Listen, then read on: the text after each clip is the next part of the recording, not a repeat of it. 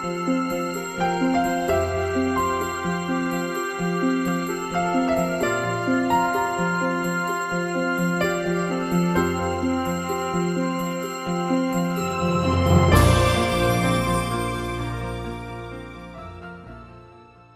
कार्यक्रम में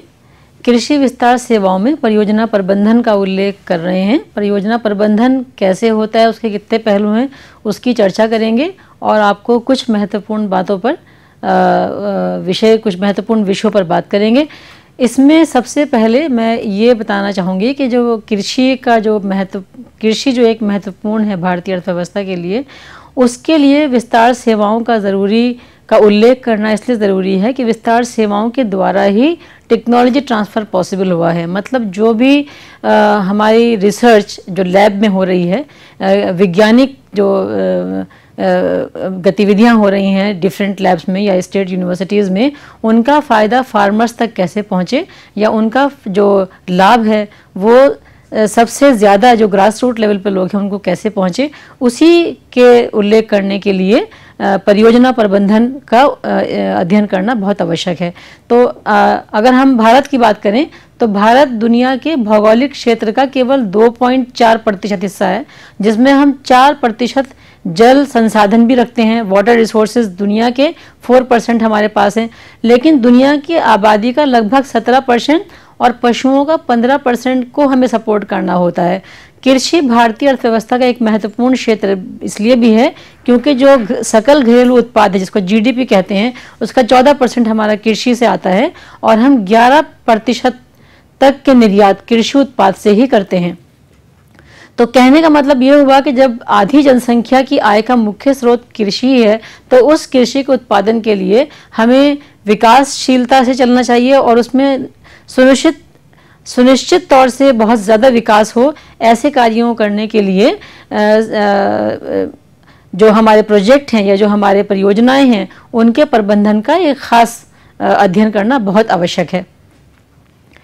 कृषि विस्तार सेवाओं की हम जब बात करते हैं तो उसमें हमारे जो एनजीओज़ हैं या जो हमारे भारतीय मूल के इंस्टीट्यूशंस हैं, जैसे ICAR है, Indian council of agriculture research है, या स्टेट एग्रीकल्चर यूनिवर्सिटीज़ हैं, या हमारे स्वैच्छिक संगठन हैं जिनको NGOs कहते हैं, वो बहुत ज़्यादा सक्रिय रूप से काम करते हैं। और जो टेक्नोलॉजीज़ डेवलप हो रही हैं, जो विज्ञान तरक्की कर रहा है और जो कृषि के लिए बहुत ज़रूरी है देना, उसको पहुंचाने के लिए कृषि से विस्तार सेवाएं या एग्रीकल्चरल एक्सटेंशन मैनेजमेंट का अध्ययन करना बहुत ज़रूरी है। यहाँ सबसे पहले इस विषय पर तकनीकी साध्यता जो बहुत ही महत्वपूर्ण अंग है, हम उसके बारे में उल्लेख करेंगे। तो तकनीकी साध्यता जब मैंने कहा तो वो तकनीकी साध्यता से हमारा तात्पर्य ये है कि कोई भी प्रोजेक्ट को शुरू करने के लिए, किसी भी प्रोजेक्ट का प्रबंधन करने के लिए, परियोजना का प्रबंधन करने के लिए उसको देखा जाए कि वो कितना ज़्यादा तकनीकी रूप से साध्य है और उसमें उसका जो उद्देश्य समझने के लिए है। इस तकनीकी साध्यता को समझने का तात्पर्य जो है या जो उसका उद्देश्य है वो ये है कि हम जो उसमें फैक्टर्स हैं जो उसको प्रभावित करते हैं उनको पहले समझें। जैसे कि हमें इसमें पहले यही समझना पड़ेगा कि कोई भी परियोजना लगाने के लिए आपको स्थान का चयन कैसे करना है, सिलेक्शन ऑफ प्लेस, कि किस जगह आप लगाएं जो वो सफलतापूर्वक आपको पूरा उसका लाभ दे सके और सफलतापूर्वक पूरा हो सके। दूसरा ये कि टेक्नोलॉजी कौन सी यूज़ करी जाए, मतलब कि जो हम प्रोजेक्ट लगा रहे हैं उसमें किस प्रकार की तकनीक की ज़रूरत है, तो वो एक फिजिबिलिटी भी देखनी कि हमें किस टेक्नोलॉजी का चयन करना है, वो भी एक महत्वपूर्ण अंग है। तीसरा ये है कि हमें जो टेक्नोलॉजी हम यूज़ करेंगे उस पर्टिकुलर प्लेस पर उसकी कैपेसिटी क्या होगी, हमारा जो प्रोजेक्ट है उसका लक्ष्य क्या, उसका ऑब्जेक्टिव क्या है कि हमें क्या उत्पादन करना है, कितना हद तक करना है, तो उसकी क्षमता, कैपेसिटी को जानना भी इस टेक्निकल फिजिबिलिटी का एक महत्वपूर्ण अंग है। तो अब जो ये विभिन्न हमारी जो तकनीक, इस परियोजना के विभिन्न तकनीक और तकनीकी पहलू हैं, उसमें हम मूल रूप से स्थान के बारे में जांच के कोई भी स्थान हम जो सिलेक्ट करते हैं किसी भी परियोजना को लगाने के लिए, वो किन बातों पर आधारित होगा, इसकी चर्चा हम आपके सामने कर रहे हैं अभी। तो ये जो जो तकनीकी व्यवहारिता है या हम कहें तकनीकी साध्यता है, उसके जो मैंने आपको बताए कि बहुत सारे पहलू हैं। तो सबसे पहला पहलू यही है कि स्थान का चयन, मतलब हम ऐसी जगह को चूज़ करें जो उस परियोजना को लगाने के लिए बहुत सहज हो।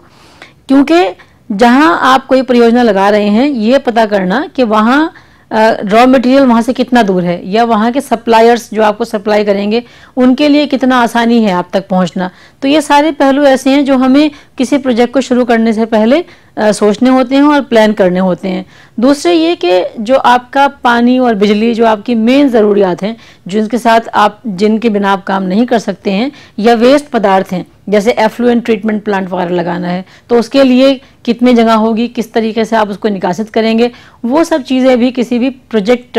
की टेक्निकल फिजिबिलिटी के महत्वपूर्ण पहलू होते हैं। फिर हमें ये भी देखना है कि जो सरकारी प्रोत्साहन है, बहुत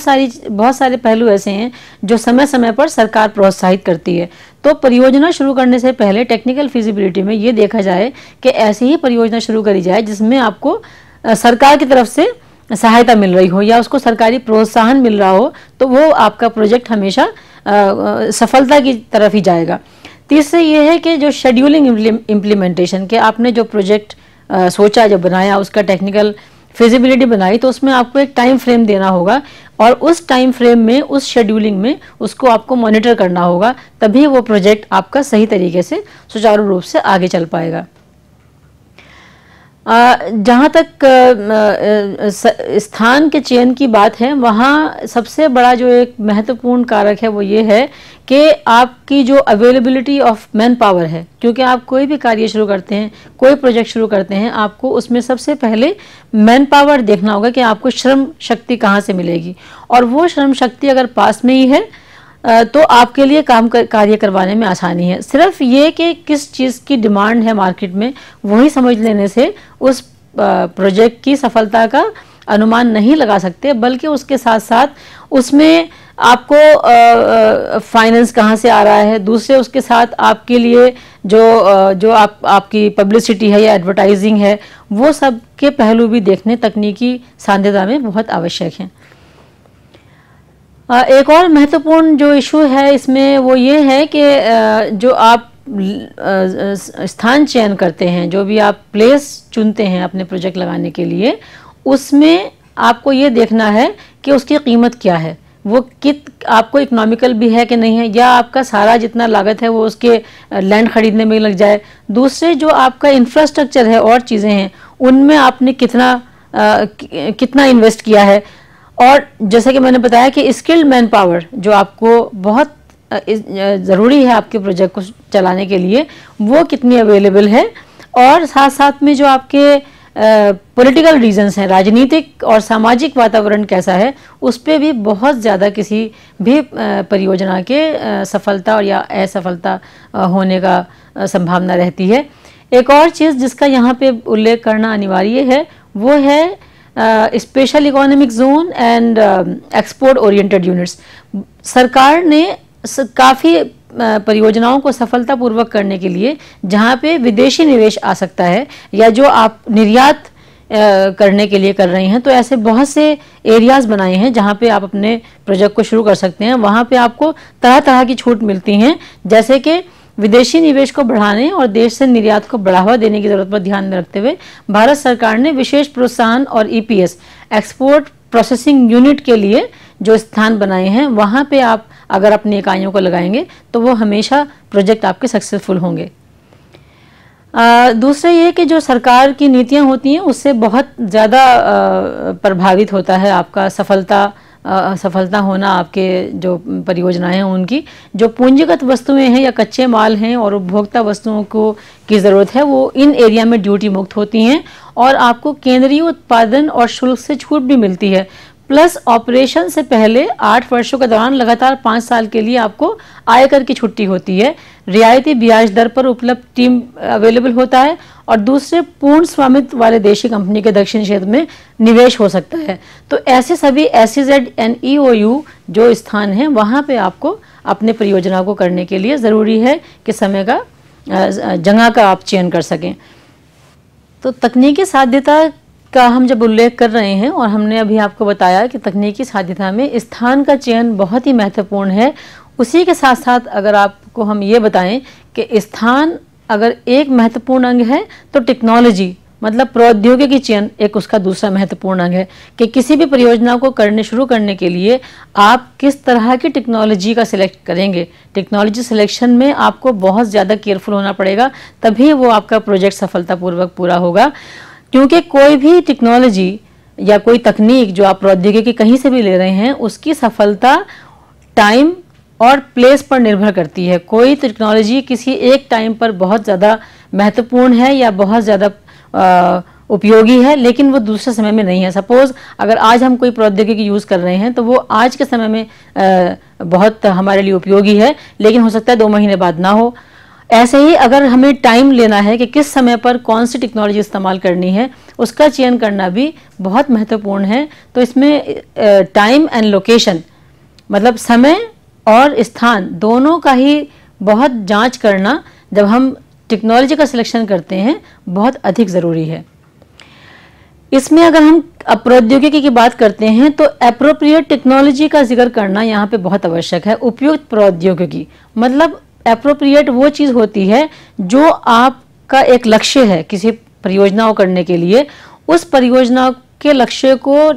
अचीव करने के लिए आपको एप्रोप्रिएट मतलब उस टाइम पे उस जगह पे आपको वो टेक्नोलॉजी वो सब परिणाम दे जो आप चाह रहे हैं। मतलब ये कि जो एक टेक्नोलॉजी किसी वेस्टर्न कंट्री में या यूरोपीय देश में सफल हो सकती है, वो ज़रूरी नहीं है कि हमारे इंडिया के क्लाइमेट जोन में या हमारे सामाजिक वातावरण में वो यूज़फुल हो सके। तो इसलिए हमें एप्रोप्रिएट टेक्नोलॉजी यूज़ करने के लिए, उपयुक्त प्रौद्योगिकी चुनने के लिए टाइम एंड प्लेस दोनों का ही अध्ययन करना अति आवश्यक है। तो समय और जगह जैसे मैंने बताया आपको 2 पहलू हैं, लेकिन इसके अलावा जो और पहलू भी हैं जो टेक्नोलॉजी को सिलेक्ट करने के लिए हमारे लिए उपयोगी हो सकते हैं, वो हैं कि हम पहले देखें कि किस तरह का पर्यावरण है। मतलब एक प्रौद्योगिकी को उचित या अनुचित बनाने के लिए एक किसी पर्टिकुलर पर्यावरण का ज़रूरी का सिलेक्ट करना और दूसरे वहाँ का जो एडमिनिस्ट्रेटिव या पॉलिटिकल जिसे हम कहें या सामाजिक, उन सब पहलुओं पर भी ध्यान देना अति आवश्यक होता है। बहुत सारी चीज़ें ऐसी हैं, बहुत टेक्नोलॉजी ऐसी हैं जो नैतिकता से जुड़ी हुई हैं। नैतिकता है और सांस्कृतिक, हमारे भारतीय मूल के जो हमारे अपने उद्योग हैं या जो हमारे उत्पादन हैं, उनमें बहुत में हम ऐसी वस्तुओं का इस्तेमाल नहीं करते जो हमारी संस्कृति या हमारा कल्चर उनको प्रमोट नहीं करता या उनकी परमिशन नहीं देता, जबकि बाहर मुल्कों में वो सब परमिटेड है। जैसे कि अब हम खाद्य पदार्थों में ही प्रोसेस फूड की बात करते हैं, जो डिब्बा बंद चीज़ें आती हैं, उनमें बहुत सारे पदार्थ ऐसे हैं जो हमारे मुल्कों में या हमारे ख़ास तौर से भारत में नहीं इस्तेमाल हो सकते। तो वो सब टेक्नोलॉजी जो बाहर के देशों में कामयाब हो सकती है, ज़रूरी नहीं है कि वो हमारे अपने वातावरण में हो। इसलिए हमें जो हमारे नैतिकता के लिहाज से और संस्कृति के लिहाज से और सामाजिक तौर से भी जो हमारे लिए सही है, मतलब ये कि बहुत टेक्नोलॉजी जिसके अंदर बहुत ज़्यादा स्किल्ड लेबर की ज़रूरत है। अब अगर हमारा कोई प्रोजेक्ट किसी एक ऐसे राज्य में लगा हुआ है जहाँ पे लोग बहुत कम शिक्षित हैं, तो वो इस टेक्नोलॉजी को कैसे यूज़ करेंगे, तो वो टेक्नोलॉजी वहाँ फेल हो जाएगी। तो इसलिए हमारा जो सामाजिक ताना बाना है या जो हमारी सामाजिक सिचुएशंस भी हैं, सोशल सिचुएशंस, उनके लिहाज से भी हमें टेक्नोलॉजी का सिलेक्शन करना होता है। एक और चीज़ जो ध्यान देने की है और जो बहुत महत्वपूर्ण है वो है कीमत, कि जो हम प्रौद्योगिकी ले रहे हैं वो इकोनॉमिकल भी है हमारे के लिए नहीं, क्योंकि अगर कोई प्रौद्योगिकी बहुत महंगी है तो वो हमारे इन्वेस्टमेंट या हमारा जो लागत एस्टिमेशन है उससे ऊपर जा रही है, तो वो हमारे लिए सही नहीं होगी। तो तकनीकी के चयन के लिए एक महत्वपूर्ण मापदंड ये है कि जिसमें मानव श्रम की कीमत जो है ज़्यादा हो, मतलब हमारे यहाँ टेक्नोलॉजी वो यूज़ हो जो लेबर इंटेंसिव हो, क्योंकि जो कैपिटल इंटेंसिव टेक्नोलॉजी हैं वो शायद हमें उतना मुनाफा नहीं दे पाएंगी जितना कि लेबर इंटेंसिव टेक्नोलॉजी दे पाएंगी। और एक और महत्वपूर्ण इशू जो या विषय है वो है capacity planning and cost capacity relation. क्षमता योजना और लागत क्षमता का रिश्ता क्या है, कि हमने जो सोचा कि कोई प्रोजेक्ट हम लगा रहे हैं उसकी कैपेसिटी क्या होगी, तो उसकी कैपेसिटी को ध्यान में रखते हुए ही हमें उसकी कॉस्ट कैपेसिटी का ध्यान का अध्ययन करना पड़ेगा, क्योंकि अगर कोई भी हमने कोई प्लांट लगाया है और हम सोचें कि अगर उससे 100 कोई यूनिट्स लगाने हैं और हम चाहें कि वो 200 यूनिट पैदा करे, तो उससे क्या होगा कि उससे उसकी क्षमता कम हो जाएगी, वो क्वालिटी नहीं आ पाएगी। जबकि अगर हम उससे कम यूज़ करें तो भी हमें उसमें नुकसान होने की संभावना हो सकती है। इसीलिए जो प्राथमिक कारक हैं, प्राइमरी फैक्टर्स जो हैं जो इसको प्रभावित करेंगे, वो हैं बाज़ार की क्षमता और जो संसाधन उपलब्ध हैं उनका देखना कि वो कितने हैं। दूसरे ये कि हमें कितना फंड उपलब्ध है जो हम इन प्रौद्योगिकियों का इस्तेमाल अपने प्रोजेक्ट में कर सकें। तो साथियों, अब ये जितना भी हमने अभी यहाँ पे उल्लेख किया, इसमें और बहुत सारी जानकारी के लिए आप मैनेज की जो वेबसाइट है उस पर सामग्री दी हुई है पढ़ने के लिए। जो पढ़ने का लिटरेचर है, रीडिंग मटेरियल है, उसका भी आप अध्ययन करें। और टेक्निकल फिजिबिलिटी यानी कि तकनीकी सांध्यता में क्या क्या पहलू हो सकते हैं जब आप कोई परियोजना शुरू करते हैं, उनका सही से अध्ययन करें और उनको सफलतापूर्वक अपने अध्ययन से जोड़ें। शुक्रिया।